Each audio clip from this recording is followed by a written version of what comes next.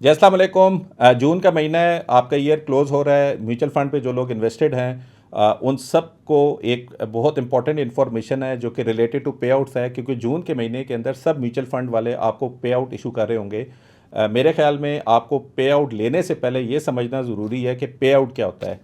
मैं इसमें पहले ये बता दूं कि अभी भी स्टॉक म्यूचुअल फ़ंड के अंदर 90% के अराउंड लो रिस्क के अंदर लोग इन्वेस्टेड हैं। सिर्फ 6 से 7 या 8% मैंने देखा है हाई रिस्क में इन्वेस्टेड है। तो वो लोग जो कि लो रिस्क में इन्वेस्टेड हैं, जब आप लोग अपना लो रिस्क में पैसा रखते हैं तो आपको जो उसके ऊपर प्रॉफिट होता है उसके ऊपर जो टैक्स करता है वो तकरीबन 25% का टैक्स करता है। उसी तरीके से जो हाई रिस्क में आप इन्वेस्टेड होते हैं उस पर जो आपको पे आउट मिलेगा उस पर 15% का टैक्स अप्लाई होगा। अब अगर मैं लो रिस्क में लूँ और मैं एक सिंपल एग्जांपल में आपको लेकर बताऊं कि जैसे आपने 1 लाख रुपए की इन्वेस्टमेंट की हो पिछले जून को और पिछले एक साल में फॉर एग्जांपल आपको 10% का प्रॉफिट हुआ, सो आपका जो टोटल प्रॉफिट है वो 1,10,000 होगा। अब ये जो 10,000 रुपये का प्रॉफिट है, यही प्रॉफिट जो म्यूचुअल फंड होता है वो आपको वो पे आउट की सूरत में दे देते हैं। अब लगता तो ऐसे है कि मैंने 10,000 रुपये का प्रॉफिट किया मुझे 10,000 ही मिलेगा, ऐसा बिल्कुल नहीं होता। उस पे आउट के ऊपर 25% का टैक्स डिडक्ट होता है, 7,500 रुपये आपको पे आउट हो जाता है। और ज़्यादातर लोग क्या करते हैं कि उसको री इन्वेस्ट रहने देते हैं और इसीलिए उनको पता ही नहीं चलता कि इम्पैक्ट क्या आया। इसका मतलब ये है कि आपने 1 लाख रुपए के ऊपर 10,000 रुपये का प्रॉफिट किया, 10,000 रुपये आपने तकरीबन 2,500 रुपये का टैक्स दिया। 2,500 रुपये के अलावा जो 7,500 होंगे वो आपके री इन्वेस्ट हो जाएंगे अगली दफ़ा, और अगली दफ़ा फिर जब ये साइकिल होगा तो आप उसके ऊपर प्रॉफिट का 25% डिडक्ट होके होगा।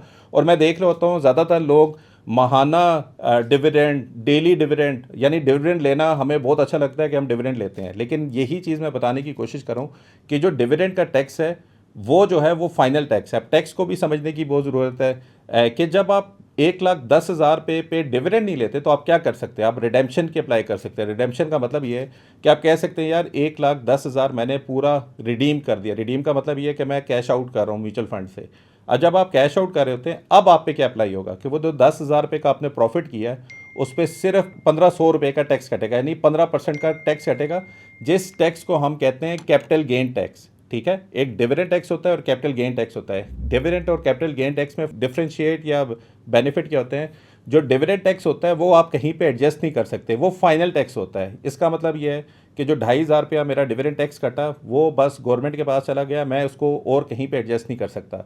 लेकिन ये जो 1,500 रुपये का टैक्स मेरा कैपिटल गेन बना है 10,000 रुपये ऊपर जो प्रॉफिट के करने का, अब 1,500 रुपया जो मैं दे रहा हूँ, इसका मतलब ये कल को अगर मैंने 10,000 रुपये का लॉस बुक किया तो 1,500 रुपया मुझे रिफ़ंड हो जाएगा। तो ये स्मार्ट तरीका है इन्वेस्टमेंट करने का कि आप डिविडेंड क्लेम ना करें, आप कैपिटल गेन बुक करें या कैपिटल लॉस भी बुक करें। अभी के लिहाज से बजट भी नहीं पता क्या अनाउंस करते हैं, पिछले 3 साल का एक्यूमुलेटेड प्रॉफिट या लॉस उसके ऊपर आपका कैपिटल गेन टैक्स होता है। इसका मतलब ये है कि जैसे पिछले 2 साल में स्टॉक मार्केट ने अच्छा परफॉर्म किया, मे बी ये पिछले 3 महीने में जंग की वजह से आपका थोड़ा लॉस हो रहा है, तो इवन अगर आप लॉस बुक करेंगे तो आपको प्रॉफिट होगा। ठीक है, तो ये कोई नहीं बताता, ये मैं आपको इसीलिए बता रहा हूँ कि इसमें आपका बेनिफिट है। हम ना एएमसी हैं ना हम ब्रोकर हैं, हम कोशिश करते हैं कि आपको वो इन्फॉर्मेशन दें जिससे आपका बेनिफिट हो। मैं अगेन थोड़ा समराइज़ कर दूं कि डिविडेंड पे टैक्स नहीं लेना आपने। आपने लो रिस्क म्यूचुअल फंड खास तौर पे, क्योंकि लो रिस्क के ऊपर सबसे ज़्यादा टैक्स कटता है 25%। ये सॉर्ट ऑफ गवर्नमेंट ने डिस्करेज भी किया हुआ है कि आप सारा का सारा पैसा बिल्कुल लेज़ी तरीके से कमाना ना स्टार्ट हो जाए, थोड़ा सा रिस्क लें, और 15% के ऊपर आपको हाई रिस्क में किया हुआ है। तो बेहतर ये है कि अगर आप लो रिस्क में अभी भी आपका दिल छोटा है, आप इन्वेस्टमेंट से घबरा रहे हैं, तो ये इसको प्रॉफिट बुक करें, रिडीम करें। जब एक दफ़ा टैक्स आपको ये डिविडेंड वाला अप्लाई हो जाए दोबारा री इन्वेस्ट कर दें। तो आपने जो 25% है उसको तो एक रिड्यूस कर दिया 15% के ऊपर, और 15% को भी आपके पास एक किस्म का हो गया कि अगर आपने पिछले साल के अंदर लाखों रुपए लगाए हुए थे, जैसे मैं कह सकता हूँ अगर मैंने 10 लाख रुपए लगाए तो 1 लाख रुपए का प्रॉफिट हुआ और 1 लाख रुपए के ऊपर मैंने 15,000 रुपये का कैपिटल गेन टैक्स दिया।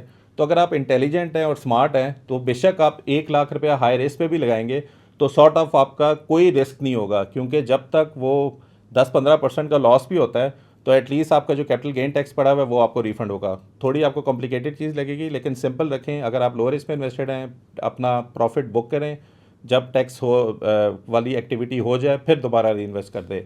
अगर आपको अभी भी समझ नहीं आ रही है प्लीज़ आप कमेंट सेक्शन में ज़रूर कीजिएगा, मैं कोशिश करूँगा रिप्लाई कर दूँ। नहीं किया तो मैं एक स्कूल के अंदर एक लाइव सेशन कर दूँगा ताकि आपकी जो क्वेरीज़ हैं हम कोशिश करेंगे जितना जल्दी इसको रिस्पॉन्ड कर दें ताकि ये मिड जून तक आपका सारा ये मसला भी हल हो जाए। मैं मिलूँगा आपसे नेक्स्ट वीडियो में। अल्लाह हाफ़िज़।